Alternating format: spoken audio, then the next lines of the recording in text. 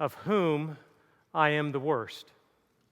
Paul said that about himself, but most of us should say that about ourselves as well. Every one of us is in the same position. I grew up in actually a very devout Catholic family. I was a poster child for what a good Catholic boy should be, did everything that we should do, was very proper about it. Unfortunately, the thing that it did is it just helped to build a sense of pride, and that I was better than most people, and that I was at the top.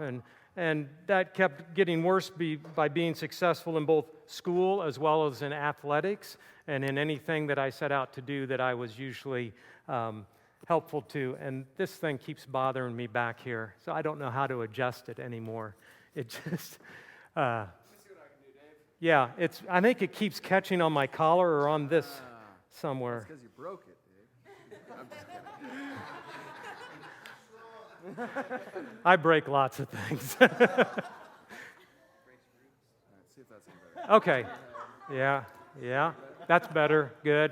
All right. Thank you very much, Jim. Yes.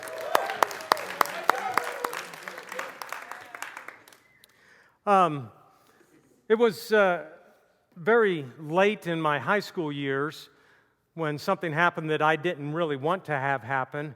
And I actually forgot to bring it with me. I keep one of the reminders of it, in that the surgeon had to place 2 metal pins into my shoulder to hold it together. I didn't want them in there, and it hurt to have them in there. But it was something that I not only had broken my shoulder, separating it, but it also helped to break some of the self-sufficiency that I had lived with, about that I'm a good person. God is blessed to have me on His team, and I just always put myself above other people. So one of the great blessings has been not only to have that happen and be broken, but that God in later years blessed me with a wife who helps me to continue to grow and become more humble as I go through the years. Some of you wonder how old I am. I am 62 years old now, but I still feel like I'm in college. And in ways that, because I've always been hanging around college students, but also because the temptations that were very much a part of my life during my early years, teen years, and in my college years are still with me. They are the ones that have been so deeply ingrained in the past that it takes. They will be with me all the way through my life. I know that I am battling them, and one of the things that has become more difficult in the years as I've grown older is to actually get up and speak in front of people, because that is where I found the most desire and satisfaction, was to win the applause and approval of people. And so it is difficult to get up and to actually share, because I know that I will be tempted again to sort of drift back into that old habit of just, will people like me? Will they think I have something worthwhile to say? And all I know is that in the Old Testament, I read there in the book of in one of the Old Testament books about a prophet named Balak or Balaam, who was trying to give some advice to another king of Moab, and God used a specific animal to actually speak. And it just reminds me that if God can use that particular animal, of which I will not mention the word, then He can probably use me and you to speak into the lives of people.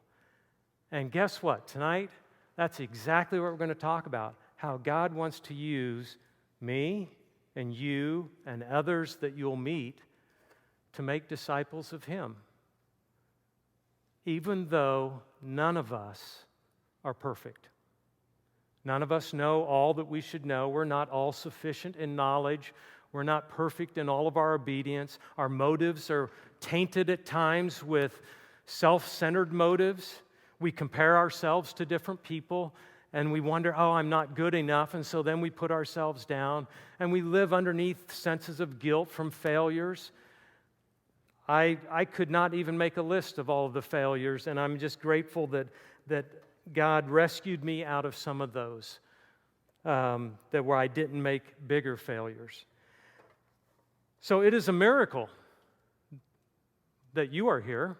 It's a miracle that I'm here, that we are. Because though I didn't choose the nails that they put in my shoulder to hold it together, Jesus chose the nails so that he could make me whole, not just physically, but also internally in my soul. That my motives at some point will be cleansed completely when I arrive finally at that point where I enter into eternity. So I look forward to that, and so what I'm going to do tonight is just give you some suggestions and things that I've learned along the journey of over these past, actually it's been 1984 is when I went to Kenya to work 2 years there with the campus ministry, and so since 1984 I've been trying to learn, and I'm still learning on how to work with people and how to help them to become disciples of Jesus. Because I can't actually make them disciples, but I can try to help them. I come alongside to walk with them, to try to find ways to help them and address things in their lives, and then my job is to hand them off to the next people in their life. Brian mentioned that the early person that worked with me at Iowa State University, he mentioned in the first night, was the person who had a failure that ended up being very significant in that it impacted an entire circle of us guys that he had worked with at Iowa State, which all of us tried to do what we could to try to help restore him. But it changed a lot of how we went about doing ministry. And I had been introduced to the person who, at least the first person that I know of who coined the phrase that we use, building below the waterline, was Gordon MacDonald. And he wrote a book in 1984 called Ordering Your Private World, which I got required to read by the person or the group that I was with overseas. And that began to help me navigate through the process of moving beyond the surface of outward appearances in my life to looking more at what was in the inside and in the internal part of our hearts, where we're being made new through God's help and work. So, I want you to open up John chapter 1. We're going to talk in practical ways, and I'm going to warn you right now that you're going to participate in helping create some of the specifics. I'm going to give you some broad principles or suggestions, is what I call them, advice that I've learned along the way through over experience. But some of it comes from just reading through the gospel accounts, which I would encourage you to do, and just pay attention to how did Jesus work with the 12. Any of the particulars you have. John chapter 1 is the first time, if you arranged it chronologically, that Jesus is interacting and beginning to try to come alongside some people and to invite them into his life. So let's see. Where you are at your tables, you're going to just kind of read over the passage. You can do it silently, but I want you to group into loose groups of maybe 3 or so, and then answer the question that should be up there. Why do you think Jesus welcomed these people? Now, there's only 5 that are named in this section from John 1, 29 through 48. But I have the assumption that the writer of the Gospel's brother was also with him. I think that probably that's the case. He just doesn't get named. But there are at least 5 people that do get named here. Why did Jesus welcome these people in to his life at this particular time? Read that, give you then... You're going to have about 2 minutes just to kind of talk amongst your little group, and then I'm going to ask you for some response, and we'll see what you come up with. What did you observe about? I gave you a certain amount of time to read this and then to have discussion. What did you observe?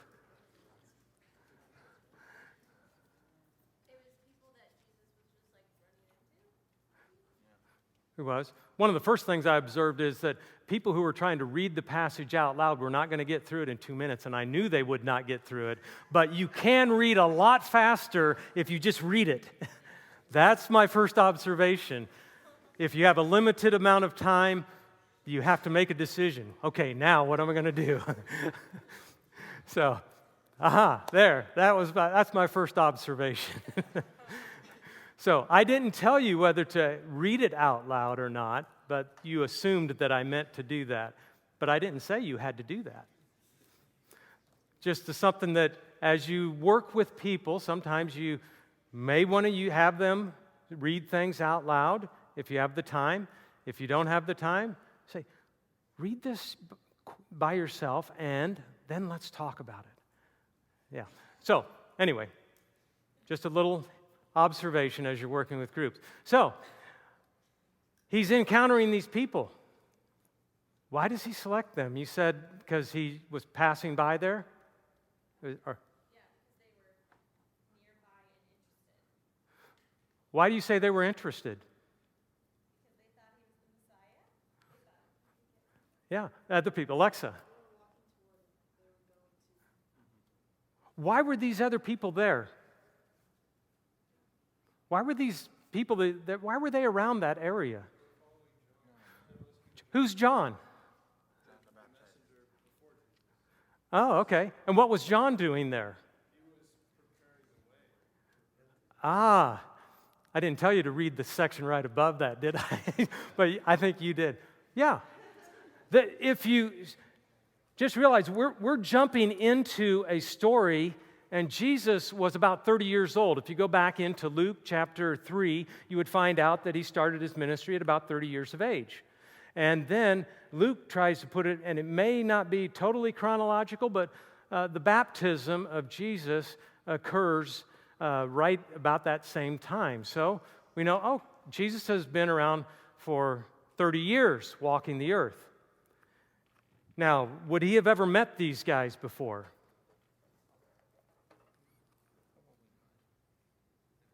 No one knows because we don't know.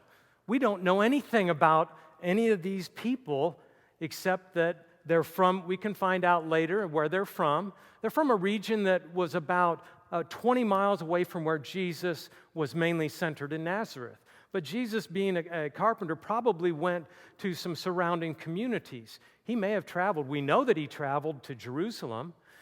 We just don't know who all he met during the years, but we know one thing, that Jesus was observant, and he was a question asker. We could go back, we see that in Luke as well, when he went in Luke chapter 2 up to Jerusalem. He's in the temple, and he's asking all of the teachers of the law questions that they were surprised that a 12-year-old boy had these kinds of questions, but he had mastered probably already the Old Testament, memorizing it because that was part of their culture.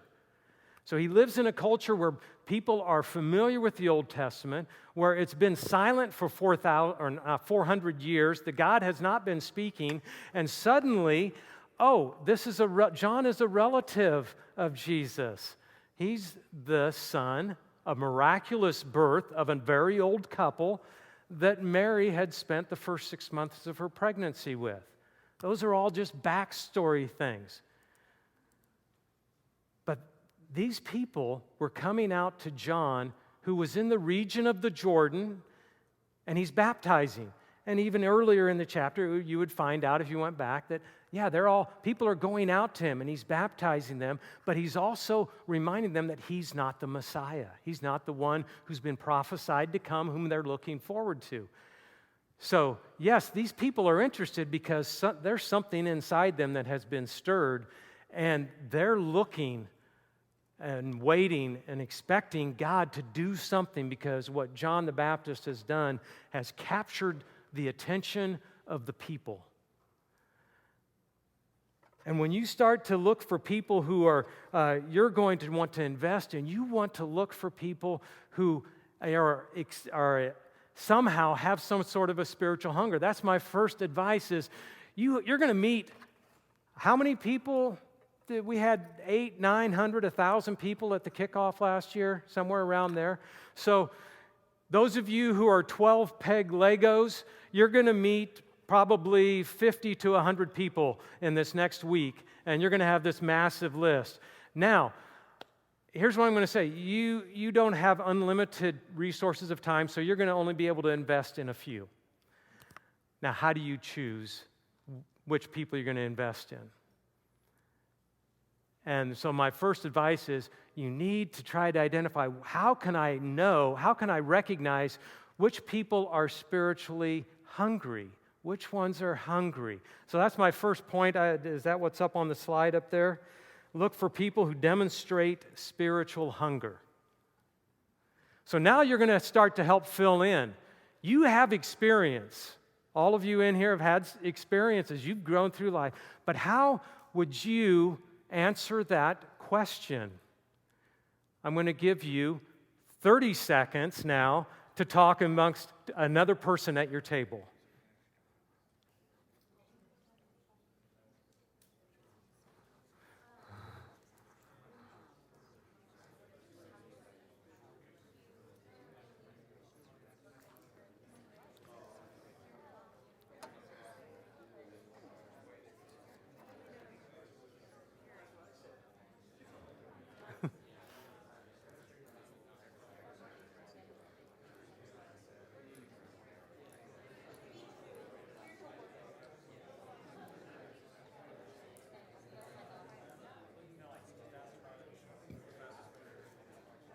Okay, let's hear some answers. Let's start over here at this table. Somebody from the far table.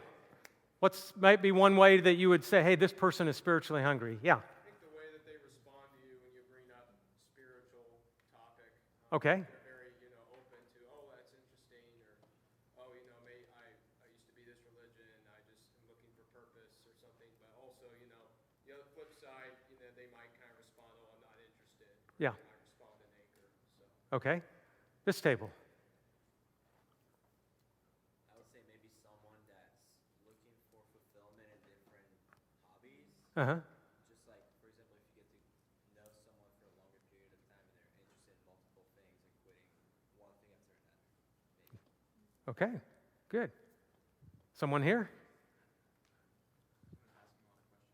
Asking a lot of questions. Good. Yeah. Someone here? Someone who's initiating, like, wanting to be in a life group or wanting to get involved in some sort of, That's a pretty good indicator, too. Yeah. If they're asking, can I get into this thing? Well, maybe. Yeah, this table. Someone willing to make changes to learn more. Willing to make changes. Yeah. These people showed up that are listed in John chapter 1. They went out to the Jordan from those. Some of those people were from up by Galilee, where Jesus was from. They went all the way down near Jericho area in that region around the Jordan there where John was baptizing. They came a long way to get baptized. And they were hanging out listening to John a lot. So, yeah, this table. I'd say they kind of like step out of their comfort zone, like what they're used to, like when they're searching for God. Yeah. Some of those. Okay, this table. Oh, I think you got volunteered, Luke. Sometimes they'll just tell you, like I've had a friend say, I'm searching. Yeah. Yeah. Good. Yeah. I asked once why the campus minister at Iowa State, I asked him why they had so much patience with me in my early years there. And they said, well, you kept coming around.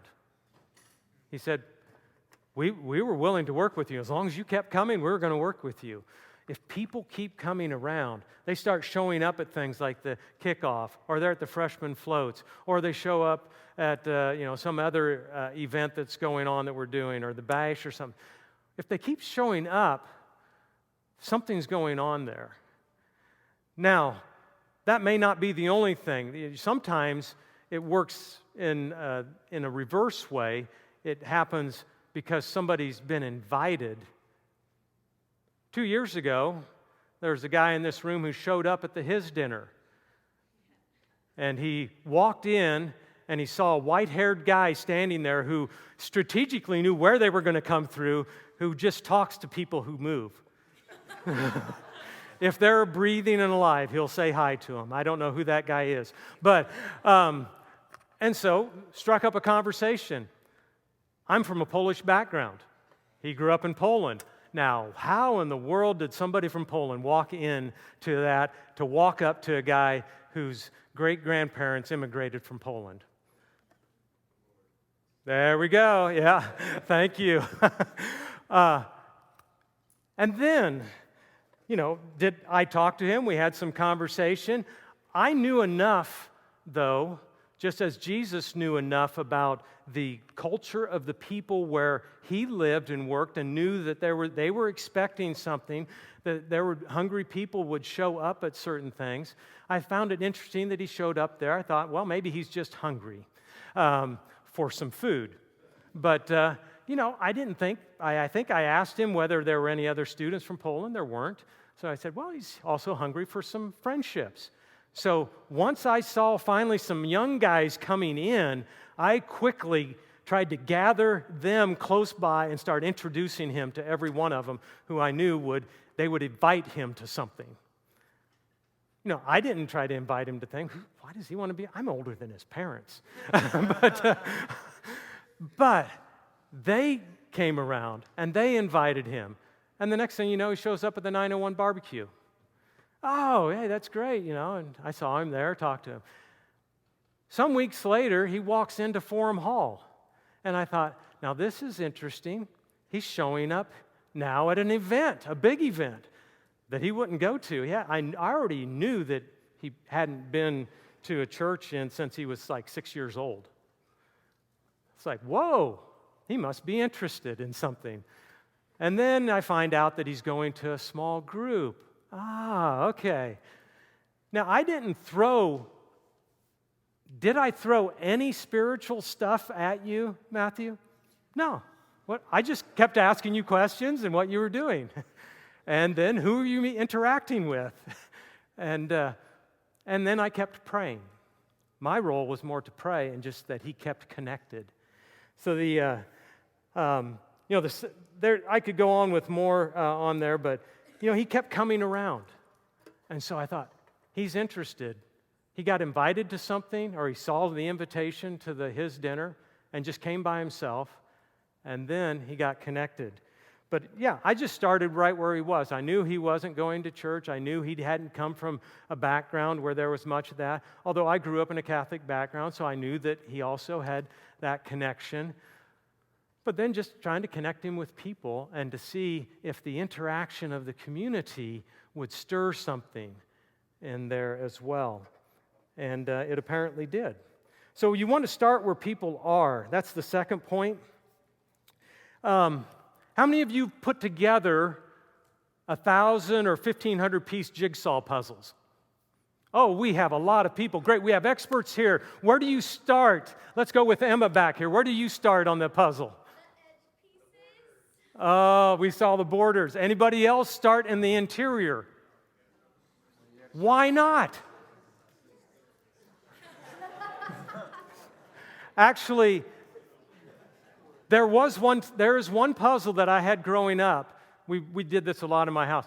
That it was a circular jigsaw puzzle, and you could find the center pieces immediately, and they fit together. And so we built around the center of the puzzle, moving our way out. Now, I've never done that in any other puzzle. It was just easier to do it with that one.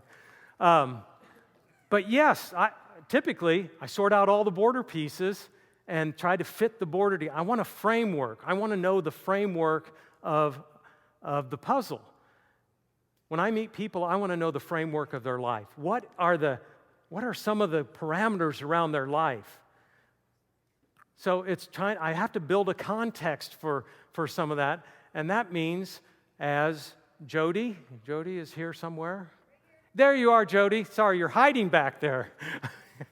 Yes, Jody was talking about in meeting people, you have to begin to ask questions to get to know some of those things about their life. And you begin, a 1,000-piece jigsaw puzzle sometimes can take weeks to build.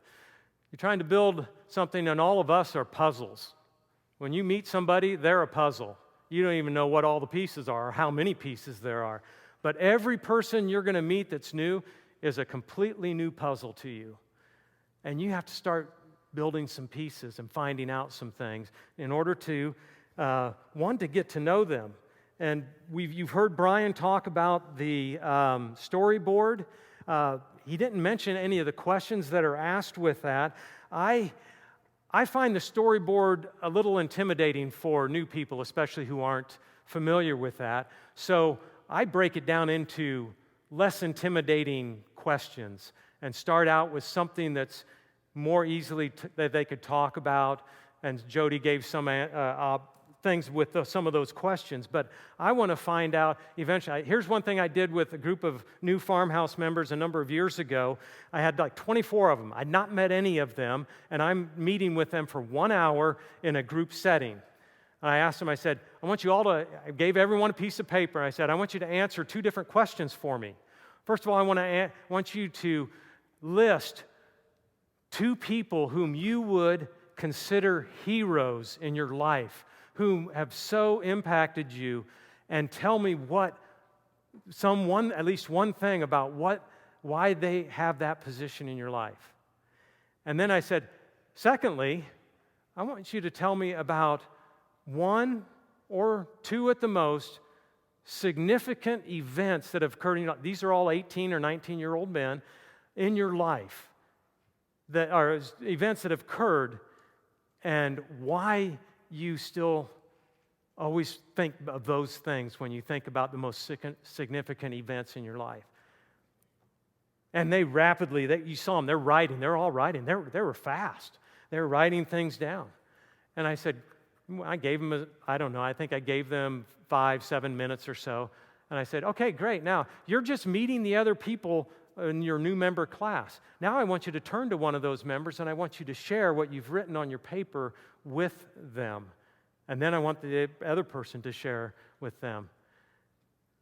And in the midst of less than an hour, they had opportunities to actually share with 3 people all total that were sitting around, people that they were just meeting.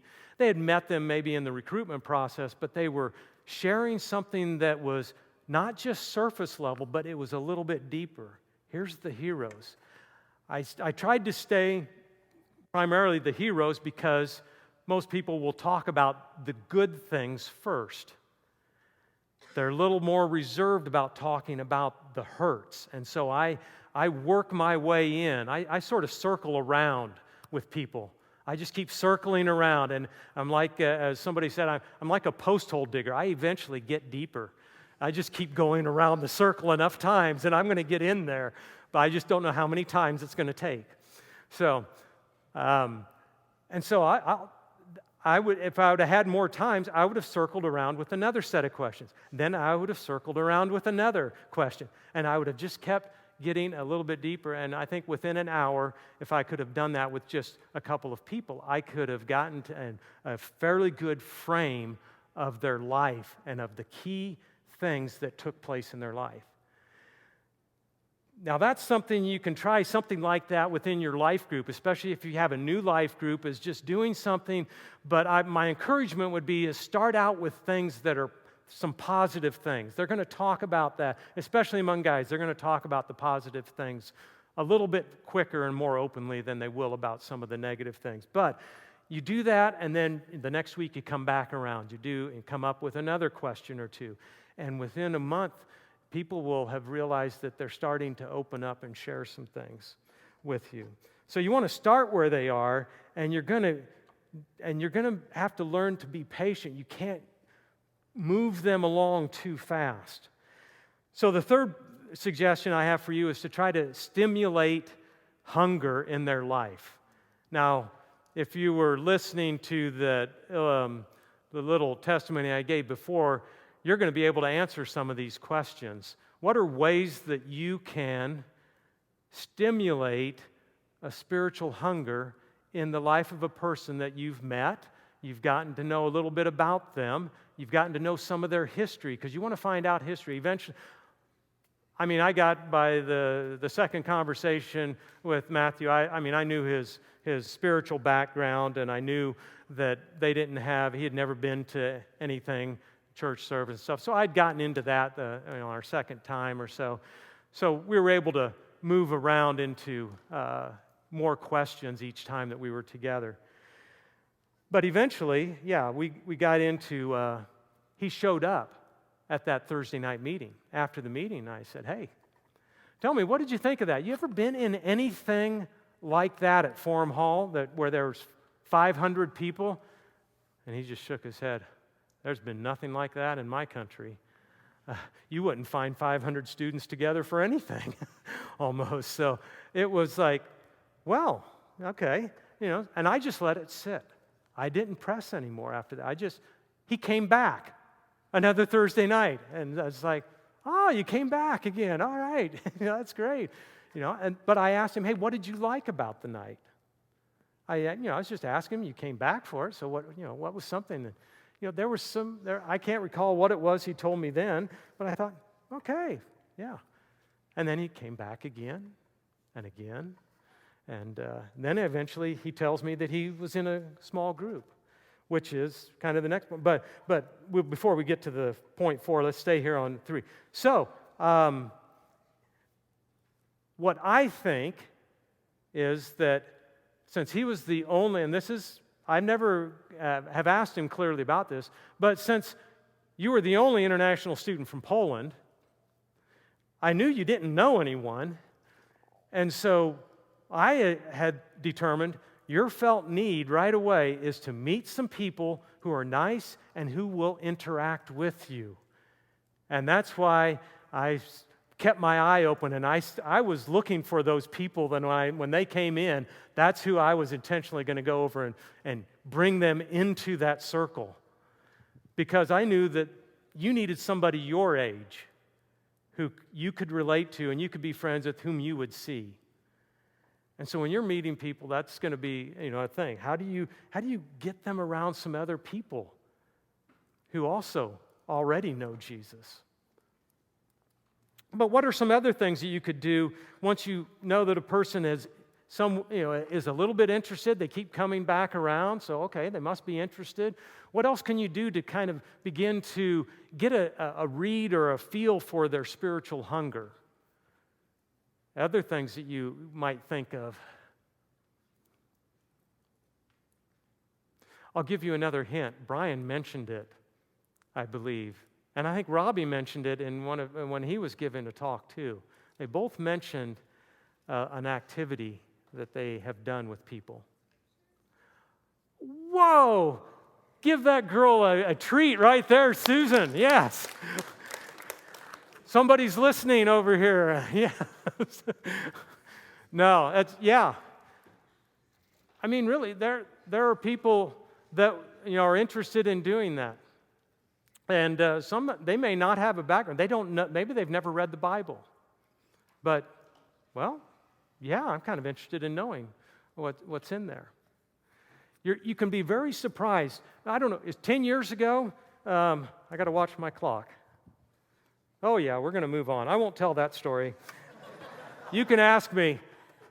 It's a great story. But let's go to number 4. You're going to connect them to other people. I just mentioned that. Making disciples is not a solo endeavor. It is a community experience. We have 4 children. They're all adult children now, have all graduated. One of the great blessings about being around a collegiate ministry is that we had college students in our home a lot. Probably from the time they were born. They were being babysat by college students from Christian Challenge. Kids grow up, and they're fun during those, especially during those early years and in grade school and stuff, and they're always doing funny things. I had the privilege, I consider it a privilege, my kids probably thought it was actually a punishment, that I was their kids' life teacher all the way through their grade school years. Annika would think that too if your dad was teaching you, probably. Oh, I taught you. Yeah. That was punishment, right? And now you end up on a team with me, Annika. Well, I knew that they probably, some of them weren't going to get a whole lot out of it, but they endured it. What was so great was that when they got to the middle school years, I was able to connect them into youth ministries where there were women who were working with them and meeting with them, and they could talk and share openly with them without feeling like their parents were always overlooking their shoulder. And I think our kids today are where they are because of youth ministers and college students who came around their lives. They always talked with them, played with them. We had a picture, was it earlier today, Darla, from one of the women that lived with us when she was a college student. She cared for them as little children, but we kept up with that family for constantly ever since they had been here. And dear friend, and always what I found is that other people can touch the hearts of somebody that we're working with that we're unable to. That we can do certain things, and I have certain quirks and personalities in my own personality, but I have something to offer people, but I don't have everything.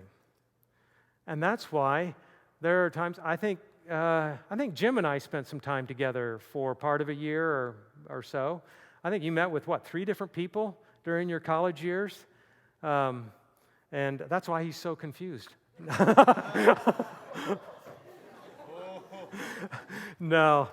Meeting with Jim actually was very good. One of the, so I enjoyed it, but I had opportunities to meet with Brian when he was a student, David Irons when he was a student.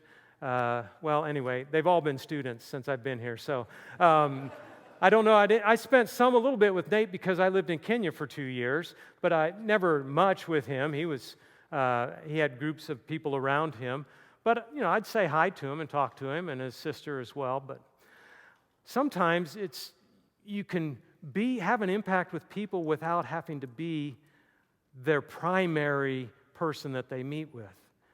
And that's the value of a community and of having multiple people around you. There have been so many people that have built into my life and have had a part at different times. And that's, so what was said, can't remember who said it. I think Brian's mentioned it the first night, that one of the big struggles is that we can compare ourselves. One of the things that you're going to struggle with is if your life group is smaller, or you don't have as many people, or you're only maybe meeting with one person, and you're going to think, wow, I'm just not doing much. Well, you may not be.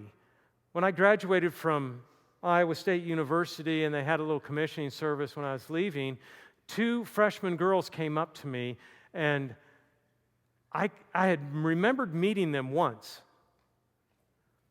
but I never had interacted with them, and yet they said that somehow I impacted their life. And I still never know exactly what I did or anything, because it's like, okay, thank you. Yeah. There's still a guy down in Wichita, Kansas, who thinks that did something wonderful in his life, and all I know is that he came into a Bible study that I didn't even invite him to, and that he listened to the message and he prayed to receive Christ. And then I never followed up with him, and he still lived on the floor, but I didn't do anything, and he thinks that I was, I did something miraculous. All I did was I was the mouthpiece for God to communicate the gospel. But sometimes, you play one role. You get to play a note in someone's life. And it makes a difference. So, never sell yourself short on, I'm just not doing much. Sometimes it's just some of the smallest acts of service are what stir hunger in people and for them to want to grow closer to Christ. So we've connected them with people. Fifth point, I'm just going to rush through this one. Give them time to make some decisions. Don't rush people into making deeper commitments if they still are trying to understand, especially if they don't have much background. You have to, and that's why you need to already know kind of the framework of their life history and even their family history. As you're getting to know people, you want to know about their family history, their relationships with their parents. Are their parents even still together? Are they part of what I call a blended family, that their parents have been divorced and remarried? And so there's lots of things there that they've had to go through. And you want to find out what you can from those things, because that will help you determine how fast you can move with people. But you want to be patient, because sometimes we're going to make mistakes. There's a guy who wrote a book back in the early 80s that I read called 3 Steps Forward, 2 Steps Back. Actually, he's still one of the few mentors that is still alive that I've had. But wonderful book, because it so describes our lives. We will make mistakes ourselves, but also the people we're trying to help and grow and to become disciples of Jesus are going to make mistakes. Just read through the Gospels and look how many times those 12 people made mistakes. Robbie mentioned a group of them when they're arguing about who's the greatest. Well, that happened. It's repeated in 3 different times in the different Gospel writings. So, yeah, that is going to happen. People will make mistakes. And even up until the night that Jesus was arrested, they made mistakes.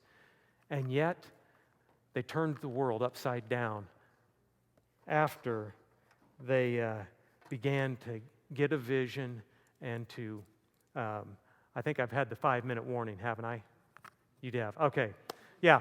Point 6 is that you do want to involve them in ministry. That's what helped me to kind of turn one of the corners, is that I got invited to go on a little spring break mission trip, first exposure. And then I got invited to lead the Bible study, which on 3 successive weeks there would be, and it was the group of guys that I never invited, but each week one of these guys showed up, and each week they prayed to receive Christ. There were 3 different guys.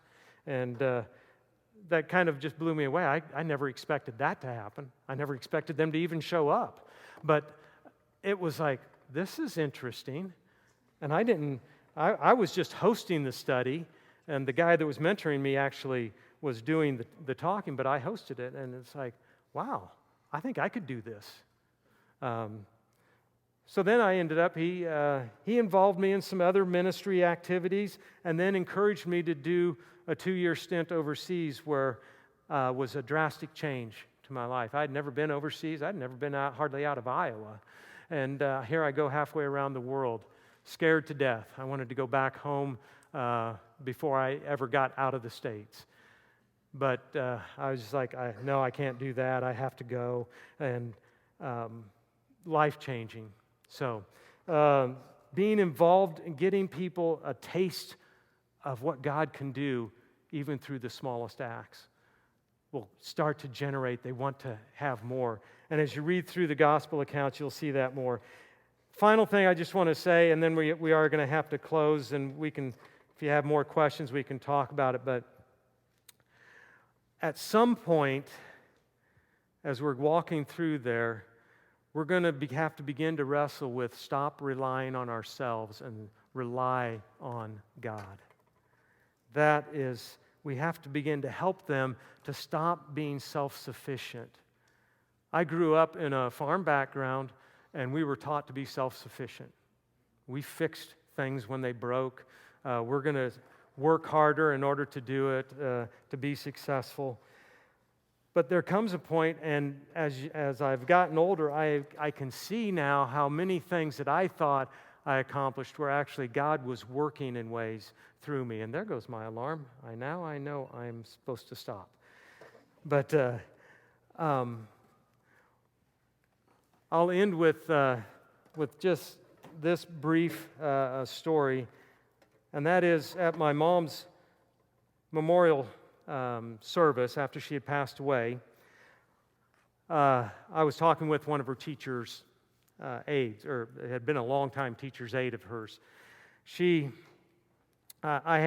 We were sharing about different things and that she remembered, And I made a comment that this woman was familiar with what I went through in my college years and how I had actually left the Catholic Church and joined a Baptist church and the turmoil that caused in my family.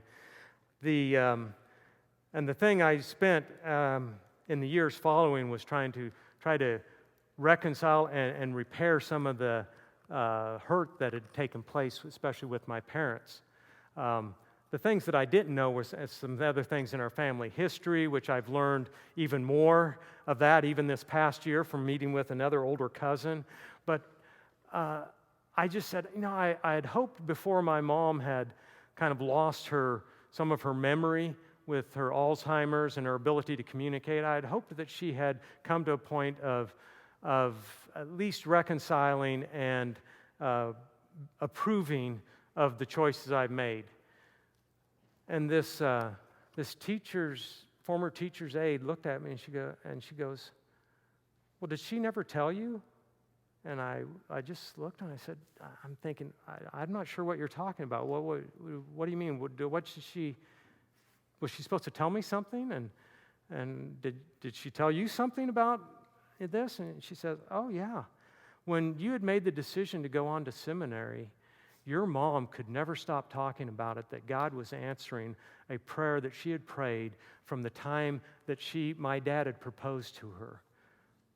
She had turned my dad down because she had committed her life to God during her college years, and she wanted to serve God with her life. And she couldn't say yes to his proposal until she had prayed and sought some counsel. And the counsel she received helped her to realize that, she could go ahead and accept the marriage proposal, which she did. But she apparently told this teacher's aide, she said, "From that time forward, I asked that God would lead one of my children into full-time ministry work. I'm the youngest of the 7 kids, and I'm the one that ended up in full-time ministry work." It just wasn't as she thought it might be, but she had resolved it.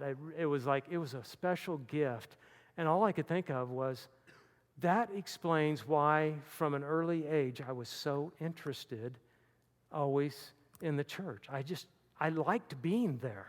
I was an altar boy. I liked being right up there by the altar where the action was. When I got old enough, they allowed me to do readings at the church. Then they allowed me to actually help serve communion. And so I was doing, and after I became a Christian as a high school senior, they let me teach 7th grade boys. It was so much fun. They had no idea what I was teaching, but I was just going through what I was reading in the Bible and teaching them about the gospel, and no one ever checked on me and stuff. And I'm like, and then they didn't care. They were just never had a high school person that wanted to teach, especially 7th grade boys. But I tell you, later in life, some of those 7th graders say, "Man, that was a great year when you were sitting there teaching." I'm thinking, I don't know why I did it, but I felt moved to do that. And it makes more sense when I realized that there was a person who was praying for me. Every one of us can pray for the people we're meeting. We may not be the primary person in their life, but we can play a part. And even the smallest part is still necessary to see people become disciples of Jesus. Father, thank you for using common, ordinary people like us with our flaws and mistakes that we make to actually bring about transformation in the lives of others as we share what you have done in our lives with them. So we ask you, as people who are dependent on you, that you would be our help. The psalmist says, "I lift up my eyes to the hills. Where does my help come from? My help comes from the Lord, the maker of heaven and earth. He will not let your foot slip. He who watches over you will not slumber. He who watches over Israel will neither slumber nor sleep. The Lord watches over you. The Lord is your shade at your right hand. The sun will not harm you by day, nor the moon by night. He will watch over your life. The Lord will watch over your coming and your going, both now and forever and ever and ever and evermore. Thank you, Lord. Amen.